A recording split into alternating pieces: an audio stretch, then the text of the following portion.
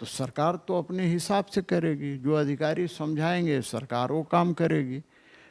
लेकिन जो चीज़ें सोशल मीडिया पर भी आ रही है कि भाई एक ही सेंटर के सारे विद्यार्थी सीरियल नंबर से इस संयोग भी हो सकता है, या संयोग नहीं है ये प्रयोग भी हो सकता है। अब संयोग है कि प्रयोग है मैं भी नहीं कह सकता, तो कोई सरकार नहीं कह सकती। देखिए मैं उसमें से नहीं हूँ कि मैं करूँगा तो एकदम सब सही कर रहा हूँ, मैं नहीं कहता। हमसे भी गलतियाँ हो सकती हैं, होती हैं। कि रघुवर दास की सरकार थी, उस समय भी आरोप लगे, उस समय भी लोग मिलने आते थे हमसे। ऐसा नहीं है कि जेपीसी वाले नहीं मिले हमसे, उस समय भी मिले। उस समय मैंने कहा कि भाई आपके साथ गलत हुआ होगा, यदि मुझे थोड़ा सा भी समझ में आएगा, फर्स्ट जो होता है ना प्रथम दृष्टिया, तो मैं आपके साथ हूँ। बीते 19 सितंबर को राज्य भर में 7वीं से 10वीं जेपीएससी परीक्षा का आयोजन हुआ। रिजल्ट आए तो झारखंड में अभ्यर्थियों ने अपना माथा पकड़ लिया। स्थिति ये हुई कि जेपीएससी फिर विवादों में आ गई। मसला ये है कि जब 3 अलग अलग राज्य के सेंटरों से, साहेबगंज, लोहरदगा, लातेहार से क्रमवार तरीके से बच्चे पास हुए हैं। जो जेपीएससी रिजल्ट का मूल्यांकन करते हैं, जिस विश्लेषण करते हैं, उनका कहना है कि ऐसा हो ही नहीं सकता, क्योंकि 100 अभ्यर्थियों में महज 5 से 6 बच्चे ही पास करते हैं।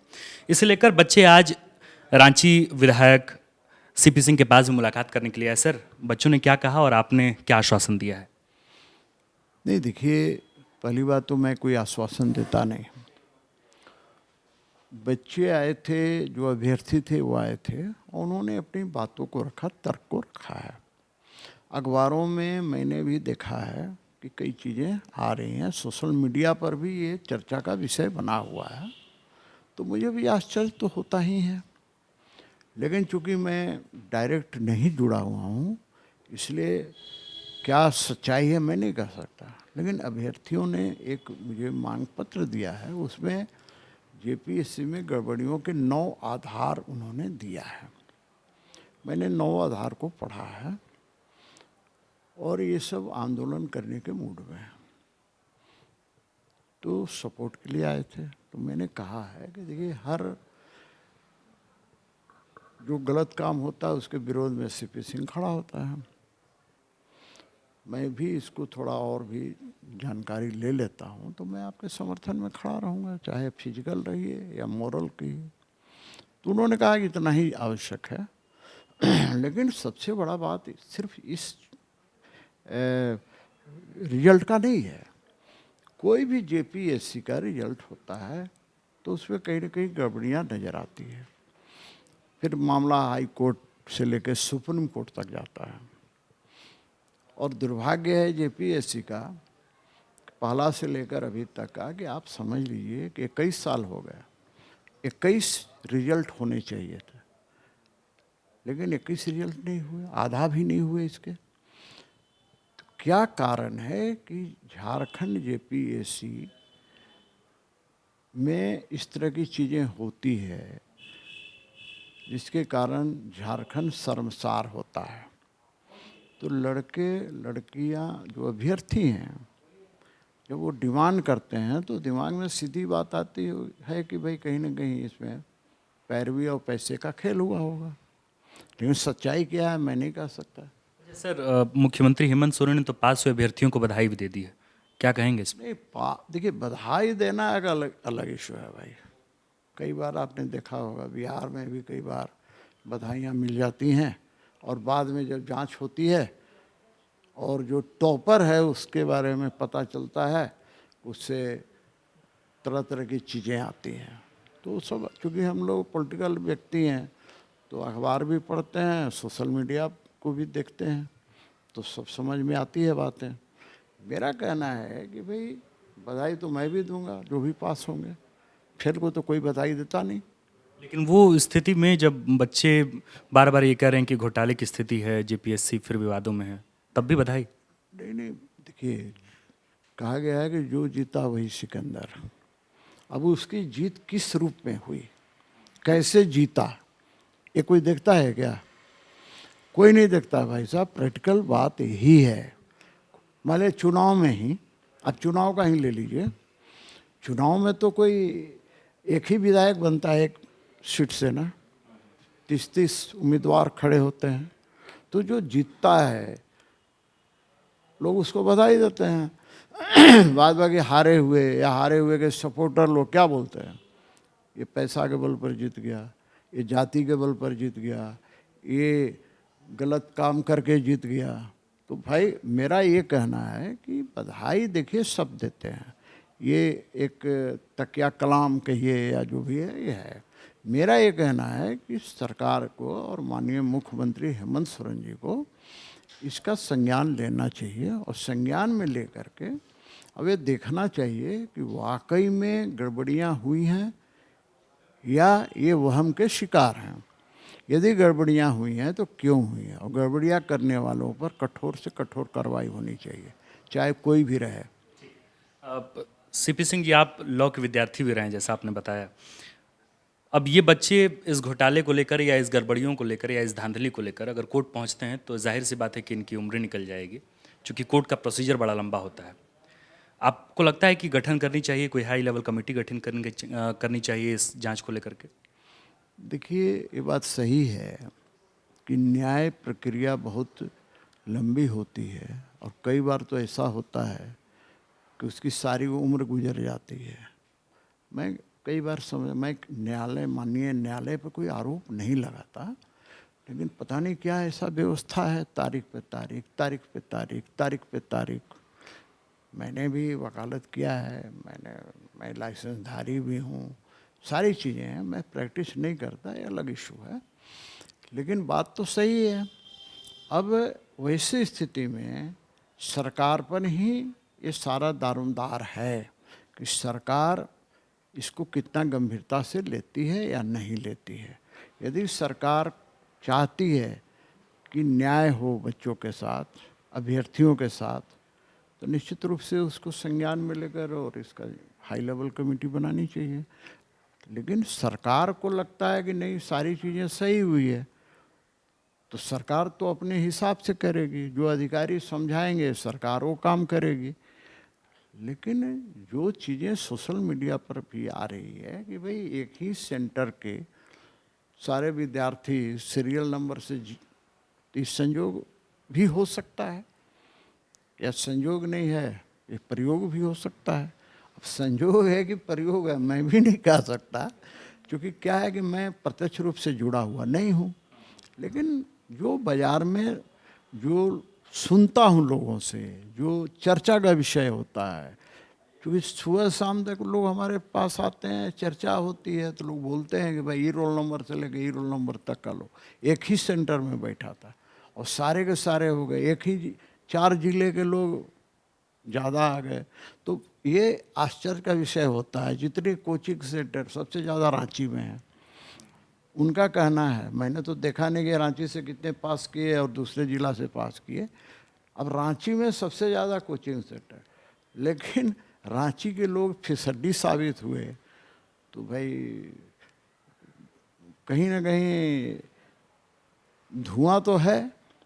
अच्छा, अगर संयोग से प्रयोग हुआ हो, अगर हुआ हो तो क्या जेपीएससी अभ्यर्थी अगर ज़मीन पर सड़क पर उतरते हैं, आंदोलन करते हैं, तो क्या आप उनका सहयोग करेंगे?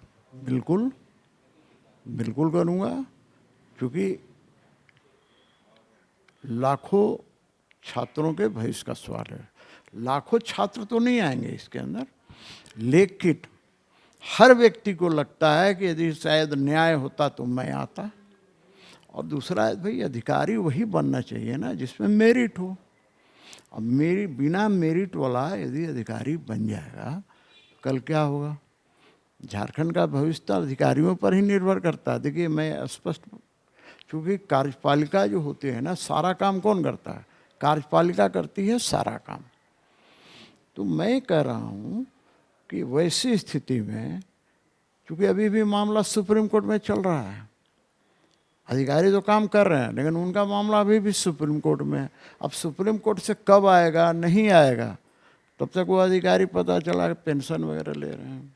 ठीक है, आपने लाखों छात्रों के भविष्य की बात कही। आपके कार्यकाल में, बीजेपी के कार्यकाल में 6ठी जेपीएससी परीक्षा का आयोजन हुआ, हाईकोर्ट तक बात चली गई, और आज भी स्थिति ये है कि अधर में ही लटकी हुई है, उसके रिजल्ट नियुक्ति नहीं हो पाई पूरी तरीके से। शायद यही वजह रहा कि जेपीएससी के जो अभ्यर्थी थे, जो वोट देने वाले थे, वो जेएमएम की तरफ शिफ्ट कर गए। आप बच्चों की बात तो कर रहे हैं, लेकिन उस दौर में जब आपका कार्यकाल था तो आपने भी तो परीक्षा आयोजित नहीं करवा पाए। मैं कहाँ कह रहा हूँ कि मेरा कार्यकाल में बिल्कुल राम राज था, मैंने कभी कहा है क्या? और लोग कहते होंगे, मैं नहीं कहता भाई। मैं तो मंत्री भी था, मेरी लड़ाई होती रहती थी, सिर्फ उससे ऊपर नहीं। मेरे जैसा व्यक्ति तो भाई थाना में यदि किसी ने फ़ोन कर दिया कि देखिए रात को 12 बजे फ़ोन आता है, और 15 दिन पहले मैं मंत्री का शपथ लिया था, मेरे पास ड्राइवर नहीं था, बॉडीगार्ड नहीं था, मैं 12 बजे रात को साहब उसको न्याय दिलाने के लिए, मेरा क्षेत्र भी नहीं था, मैं अपना भगीना को कहा कि भैया गाड़ी चला के चलो। मैं और दोनों गया, रात में 12 बजे गया, वहाँ पर FIR लॉन्च करवाया, और 2 जो अधिकारी थे थाना के वो सस्पेंड हुए। तो मैं तो भैया मेरे को फ़ोन आता है, मेरी तो आदत है, कई लोग बोलते हैं कि आप गलत करते हो, मैं तो स्पीकर था साहब, और फुटपाथ वालों ने फ़ोन किया, ऐसा हो गया, कर दिया, पुलिस वाले ने कर दिया। मैं तो थाना में जा कर के धरना पर बैठ गया, ज़मीन पर मैं बैठ गया।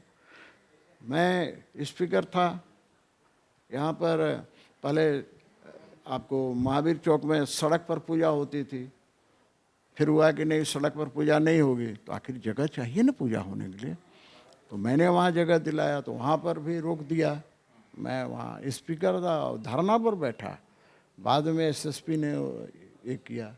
तो मेरा कहना है कि मैं तो अन्याय के खिलाफ लड़ता रहा हूँ। CP सिंह जी, आप तो क्या इस बात को मानते हैं कि रघुवर दास सरकार में JPSC अभ्यर्थियों को लेकर लापरवाही बरती गई JPSC परीक्षा में? मैं कहा ना कि मैं प्रत्यक्ष रूप से जानता ही नहीं हूँ ना। रघुवर दास सरकार में अरे कोई सरकार हो, कल को मैं ही मान लिया कि जो हर चीज़ सवाल में होते हैं ना, हाइपोथेटिक, तो मैं रहूँगा तो क्या कर दूँगा कि हमारे यहाँ मैं रहूँगा तो एकदम सारी चीज़ें एकदम सत्यहरिश्चंद्रवादी काम होंगे क्या?